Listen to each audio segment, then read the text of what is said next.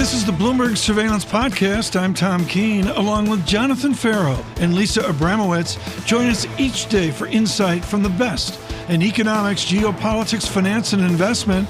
Subscribe to Bloomberg Surveillance on Demand on Apple, Spotify, and anywhere you get your podcasts. And always on Bloomberg.com, the Bloomberg Terminal, and the Bloomberg Business app. We're just going to move on to bonds, and we do that with Mark Cabana. He is one of our favorites here at Bloomberg Surveillance, head of U.S. rate strategy at Bank of America. And the hallmark here is he writes with clarity and avoids BS. And so you lead your note with one of the all-time jargon words of the moment, resilience. Everybody out there, the Boston Red Sox are showing resilience. What a bunch of baloney. Translate your use of resilience to the real world of fixed income. Well, I think it's a generous characterization of the Red Sox right now. But what we mean by this is that the economy has really shown that it has been relatively insensitive to higher interest rates so far. We all thought that we would see the unemployment rate tick higher. We thought we would see fixed investment drop by more. We thought we would see financial conditions tighten more substantially as a result of all of the rate hikes that have been delivered so far and that are expected either in the future or that are expected to remain elevated for a while. And what we have seen is that the economy is really held in. And that has challenged at least some perceptions at BofA about how much we would expect to see the economy turn. Our economists just last week changed their base case from a recession to a soft landing. Now, that's a maybe minor distinction, but nonetheless, it implies less of upward pressure in the unemployment rate. It implies an economy that can continue to grow for longer. And it implies that the Fed is going to probably have to adjust accordingly. And the way that we think that that adjustment takes place is not necessarily through a higher overall terminal rate, but for a Fed that does indeed remain higher for longer and by cutting slower than the market anticipates. Certainly higher for longer can mean that you hold the terminal rate for an extended period of time, or it can mean that you maybe cut once a quarter, which is now our economist base case, as opposed to the almost every meeting rate cut that the market is anticipating once it gets started. So would you push back against the people, one after another, who've come on this show and said, we're buying long-term bonds because we think it's great to lock in 4% yields? It's going down to 3.25% or 3.5% on the 10-year. So we're still reasonably constructive on duration. We do recommend that clients trade the back end of the rates curve with a tactical long bias. You got to respect the range, which looks and tends to be around 375 to 425 now. And we think that because we just believe that long end rates look somewhat asymmetrically skewed to the downside. It's a lot more difficult for us to envision 10s at 5 than it is 10s at 3. And with a Fed that's cutting slower, you're not going to maybe see as significant of a bond market rally. You're not going to see as rapid of a yield decline, but we still think that yields will be moving lower in time as the Fed does indeed move to cuts, but just cutting slower perhaps than the market anticipates. I want to just ask about the consequences of holding rates at this level for a longer period of time. Are people adequately understanding how restrictive that becomes as growth slows and as companies have to start refinancing? Yeah, it's a great question. I heard your comment earlier about credit and Torsten Slok and what he is saying about underlying fundamentals there. Look, we do think that the credit markets are going to be okay if the Fed ultimately delivers on what's priced for cuts in the forwards, because as you have a lot of maturities that come due, the Fed will be lowering rates, and that's going to soften the blow to some extent. The challenge will be if the Fed does indeed remain higher for longer, and if you start to see some of those refinancings occur at higher rates and see companies begin to adjust how they're going to manage that cost factor into their own calculus. But it's a part of what I think the Fed is looking for. They need to slow the economy somewhat, and they need to ensure that inflation does indeed remain around 2. In our economists' new profile for growth, they do think that inflation just falls slower, understandably, right? You're going to be averaging 2.8% next year, almost 2 to 2.5% in 2025, and the Fed's going to have to move rates slower, allow for more restrictive monetary policy over time in order to ensure that that sticks. We're tight on time, but the question's too important. Can price give way as yield moves higher? If I look at the Bloomberg Total Return Index, I got a pennant formation. I'm really on support right now. Can price break through that price down, yield up? Well, what we think you need to see is that you need to see some type of economic driver for that. We know that supply demand in the Treasury market is really quite daunting right now. You had a surprise from the U.S. Treasury on supply supply last week. The number one question that we get right now is who's going to buy the bonds? And so what you really need to see is that you need to see the economy provide cover for investors to justify that long duration bias that we've been recommending, that they appear to be holding, especially on the real money side. Thus far, you haven't really had it yet. CPI tomorrow should hopefully move us in that direction, but you really need to see signs of broader economic moderation. And right now, the growth data is not providing that because the economy continues to reaccelerate. CPI tomorrow morning. Mark, this was good.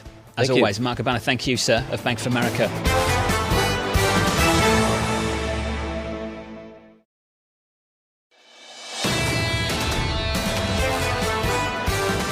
Right now, Kathleen Bostjancic joins us, Chief Economist at Nationwide Mutual. Kathy, am I right that the public here doesn't really care about all this microdata analysis? They're looking at the 1 year, the 2 year, the 3 year pandemic inflation, and it's killing them. Well, good morning, Tom. Happy to be with you, Lisa, and Mike this morning. I think that weighs on the Federal Reserve, not just weighs on consumers, but it is something in the back of all the Fed officials, mind when they think about inflation. Yes, they're looking at the most recent print and they're doing the 3-month annualized, 6-month annualized, but they know that this inflation is really a tax on consumers, especially lower income and middle income households. So, Chairman Powell wants to make sure that, when he looks back and his legacy is assessed, he's not seen as leaving with high inflation. He missed, right? The Fed thought it would be transitory. You don't really want to leave and move on and still have high inflation, as you end your tenure there. Kathy, are you in the camp who believes that this CPI report will be really important in order to determine whether the Fed hikes or stays put? Or are you in the camp that probably it will not give us a whole lot of information? It might even be a head fake for reinflation that we see later this year. Yeah, so timing is always difficult. I think for now we are in a disinflationary trend. And I do think tomorrow's report and the subsequent report after that will be important as the Fed convenes in September to decide whether, to keep, raise rates again or to be on hold. But you're right. When you look out, the problem is there's quite a long lag. So when you look at home prices, they lead the rental inflation by about a year and a half in our modeling. So yes, eventually it could start to turn back up, but it's a long time before that. But yeah, we are concerned about that. What I'm also concerned about is the fact you were talking about this earlier with GDP growth. We seem to be accelerating, right? We 2% Q1, 2.4 Q2, and now, at least 3%. We're not quite at the 4% the Atlanta Fed is, as Mike rightly said. That's kind of a snapshot of current data. But the economy accelerating or certainly not slowing below potential, what the Fed wants. I think it's tougher to bring down inflation. From an economic perspective, we were talking about wage inflation with respect particularly to the union organization and what we saw with UPS and some of the wages. John wants to get a $170,000 job driving a truck, as he informed us this morning. Does that factor into your estimates of wage inflation, of the dynamic of how much you could get an acceleration in the economy as wages continue to increase? Is that something that you're looking more closely at as you do hear more of these organized labor discussions? Yeah, I'm concerned. I'm concerned that not that wage growth is the strong wage growth is causing inflation, but that it's a barrier to lower inflation. Now, certainly, it's great for workers to get their share of the income pie, but it comes at a time where we have these inflation pressures. And again, it's just a barrier to lowering it. So I think it makes it more difficult, keeps the Fed more in a hawkish tone or mood, and may even lead them to raise rates further. Kathy, away from rent and housing, that's what we talked to, particularly in New York. We're really focused on it 24/7. What's food inflation doing? What's auto inflation doing?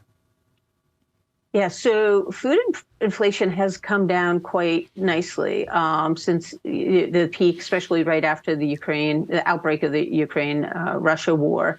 And that's encouraging. Now, there's still concerns, right, if there's some kind of blockade and what happens with wheat prices. And just in general, there's still, I think, a fragility and uncertainty about if there could be disruptions. But in general, food inflation, we should be key, as Mike said earlier, inflation's slowing, but we're not seeing outright declines. Now, the auto sector is different. We are seeing used car prices outright decline, and that's welcome news for consumers and also for inflation measures. But how far that goes is key. We may see some outright declines, but we're still seeing a supply-demand imbalance in the auto sector, meaning auto companies, when they do produce and supply comes online, we're seeing demand exactly match that. So I think there's still upward pressure, again, resistance in the auto sector, right, especially for new autos. Remind us as we end this, Kathleen Bostjancic, the inflation series that matters to Chairman Powell. Which is it? So it is core inflation, and I would say it's super core inflation. So that's core inflation less the rent. And the reason being that rental inflation, even when we model that, should come down very sharp. We think it goes from 8% at the peak to about 5% by year end. But that is baked in. They want to see what's happening to service prices elsewhere, outside of rental inflation. Great brief. Kathy Bostjancic, thank you so much.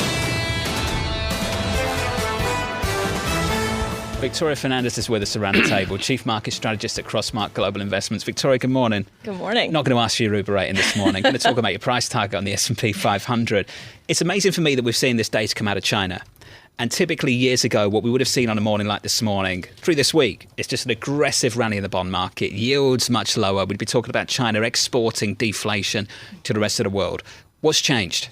Well, I think we have to look under the hood a little bit on this China data. Yes, the headline numbers are down and we're seeing deflation there or disinflation, but the core number is actually the highest it's been since January. It's the food prices in China that brought down that headline number. You had pork prices up 26% in June of last year.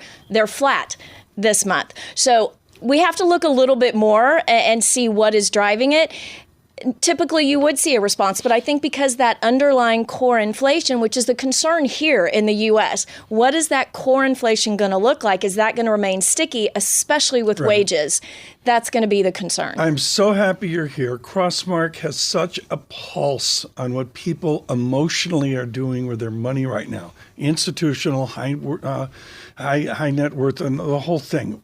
What's the fear level out there, meeting to meeting at Crossmark? Yeah, it's gone up definitely over the last quarter. Each meeting that we have, people are concerned because we've been telling our clients, we think there's going to be some choppiness here. We think we're going to see a pullback in the fourth quarter of this year, so we need to be prepared for that. So they're getting a little concerned. What we've seen as of late, though, is more people wanting to go into the bond market. They see these yields. They think that we're probably at peak or close to peak in bond yields. We were, 4.25% in October of last year. We think that's the peak for the cycle. So if those yields start to come down, they want to add some duration in their fixed income market. So we're seeing that there. But they like the fact that we're being cautious a little bit in the equity market. We're invested, we're in there, we're getting them a good return, but we're being a little bit cautious as to where we invest. So I just want to go through the chronology of this year. It was, I believe, a soft landing, then a no landing, then it was a hard landing in March. Jon, you've been very good about documenting the different narrative shifts.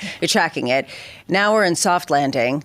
Do you buy it? Are you basically leaning in that there is this idea, just to define a soft landing, that we could get back down to near 2% inflation without unemployment rates really rising all that much?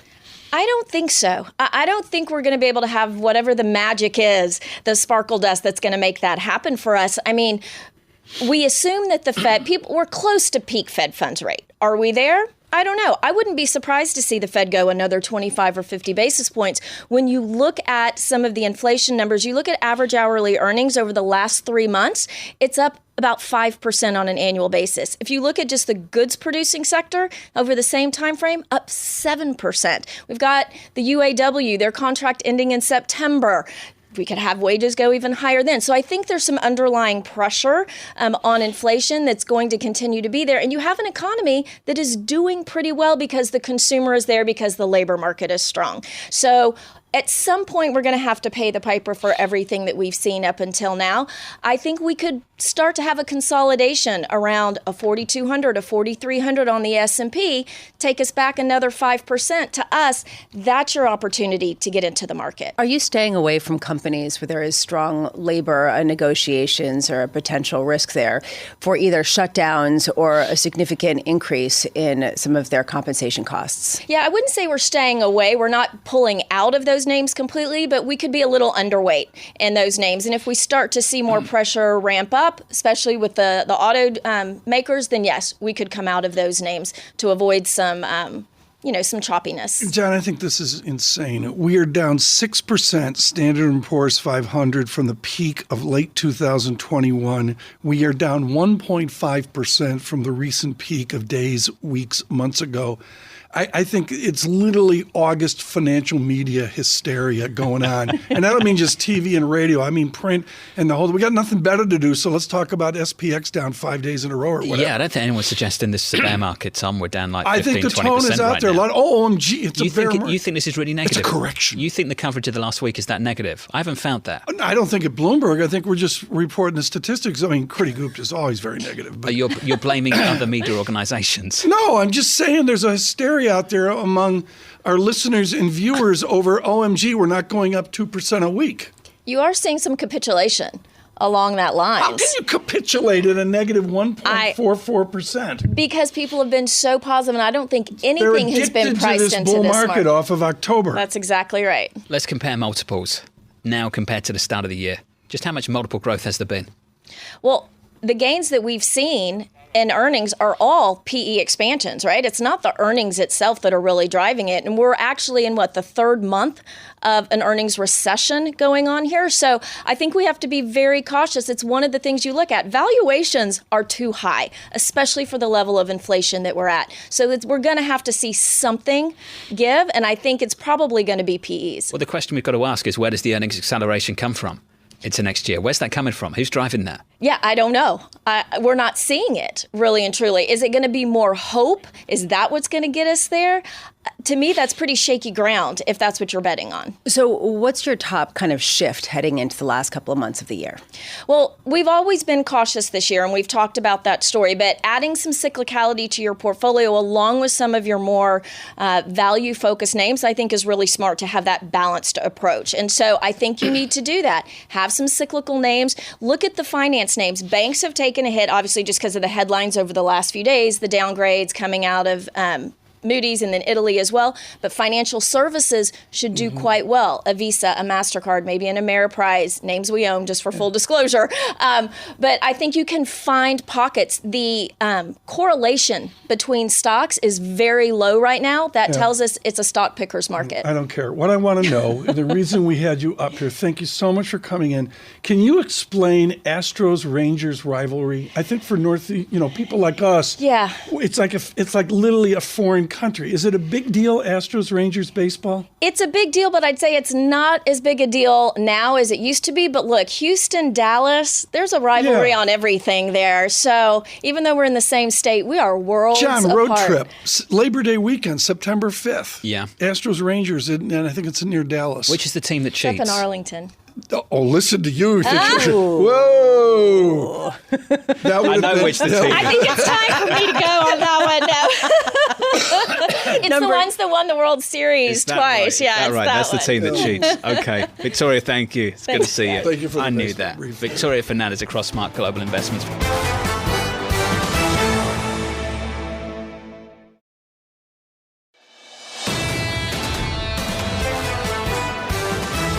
This is too important. It's a 2-hour conversation with Michael Nathanson, Senior Research Analyst, MoffettNathanson, expert on Disney. Michael, I'm going to go back a few years to the summer of 2003, where you were a young buck analyst, and you were forced to watch Finding Nemo, Pirates of the Caribbean, Bringing Down the House, and Freaky Friday, all back to back. Disney was riding high. It was a double-digit layup. And it's been the mother of all disappointments. What does Iger do today and in the next 90 days to right the ship? Tom, he has a long checklist of things he has to fix, right? He has to, your content pipeline that you spoke of, it's broken. It will not be 90 days and better He has to work on trying to figure out why they misfired so much on the film side.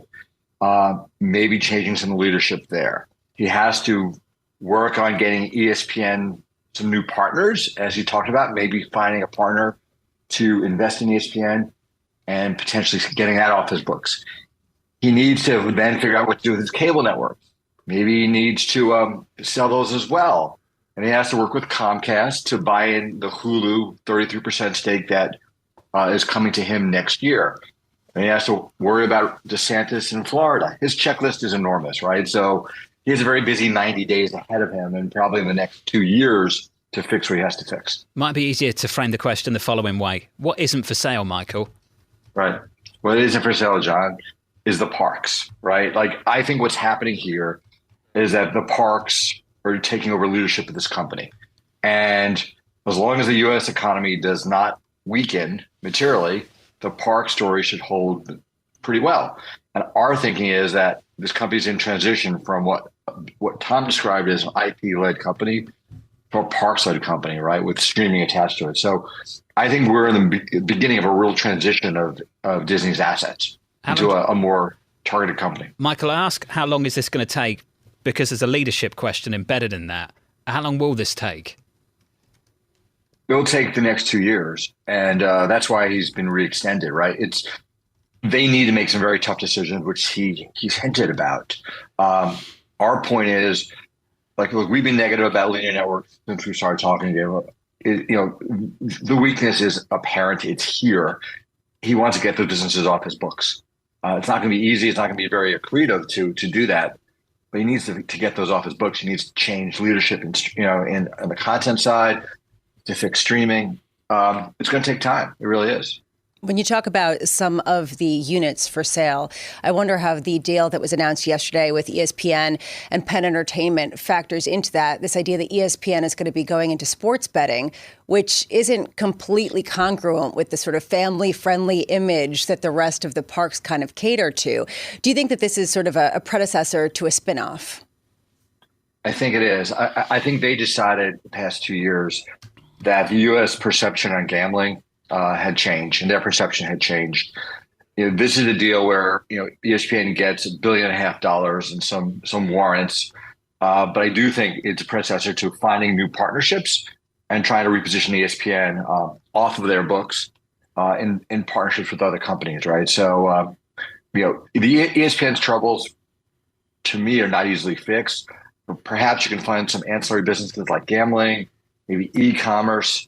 You have to build a new streaming business for them. So I think you'll see ESPN, spinning off of, being spun off of Disney, maybe even taken private the next couple of years. So that could be done off stage somewhere. When it comes to fixing the content issues on the streaming side, how much of the focus is going to be on artificial intelligence, creating content that is less dependent on some of the talent, the writers, the actors, et cetera, versus just streamlining everything and having a more targeted package and then selling off the rest? Lisa, that's a really good question. I think in the near term, it's about streamlining. I think they would say, and he said this, that they've just made too much content. They've been stretched too thin at Marvel, Lucasfilm. Pixar has their own issues. But I think in the near term, it's trying to figure out the optimal set of content choices, trying to look at the leadership of some of these verticals. Longer term, the AI question is hanging over this entire industry. It's a potential risk, right? If all of a sudden the barriers to entry have dropped so much that your kids could start making Disney movies.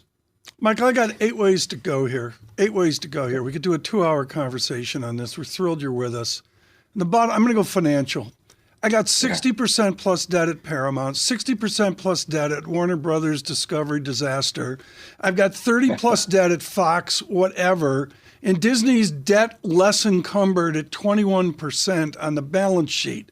Is debt Iger's salvation to merge for scale? It's a good question. I think his salvation is getting his cash flow. So, it's Tom. They used to generate $10 billion of cash flow a few years ago. Now they generate about $4 billion of cash flow. I think his opportunity is really to focus you on the park business and fixing streaming. Here's to your point, because he owns parks, his balance sheet is not the same risk of the other companies you mentioned, right? Those balance sheets are going to be the story the next couple of years. I think Disney can work their way out of it by focusing on parks and fixing profitability on streaming. So to your point, he has flexibility here. And I do think the story is, if you look at the value of resort assets, where they move to, Disney stock is cheap if you think about it as a different type of company led by resorts and hotels and parks. That's what I think Bob's looking at the next couple of years. Michael, I've got to squeeze this in. You're in the perfect seat to ask this question. It said in November 2022, everyone hates Facebook, Meta, and Mark Zuckerberg. Yep. It's now in the summer of 2023. Everyone loves Facebook, Meta, and still hates Mark Zuckerberg. Is there something that the Walt Disney Company can announce in the same way that Zuckerberg did in early November to talk about the year of efficiency to turn this name around more quickly? Yes. And John, you remember I was on air with you guys defending Facebook and Meta the whole time, right? Yeah. Well, you got 30 seconds to tell me now. Yes, because the reality is their streaming businesses lose too much money. Netflix is worth $200 billion. Disney streaming businesses are worth $10 billion, right? The focus is fixing profitability of streaming. Let parks continue, but fix streaming profitability, get those linear networks off your books, and people look at this and say, wow, this stock is really cheap. So we have a buy on Disney. I think next 12 months, we come back 12 months from now, the stock's higher from here because of what you said. Michael, thank you, sir. It's what you said, not what I said. Michael, thank you. Michael Nathanson of SVB MoffettNathanson. Subscribe to the Bloomberg Surveillance Podcast on Apple, Spotify, and anywhere else you get your podcasts. Listen live every weekday starting at 7 a.m. Eastern on Bloomberg.com, the iHeartRadio app, TuneIn, and the Bloomberg Business app. You can watch us live on Bloomberg Television and always on the Bloomberg Terminal. Thanks for listening. I'm Tom Keene, and this is Bloomberg.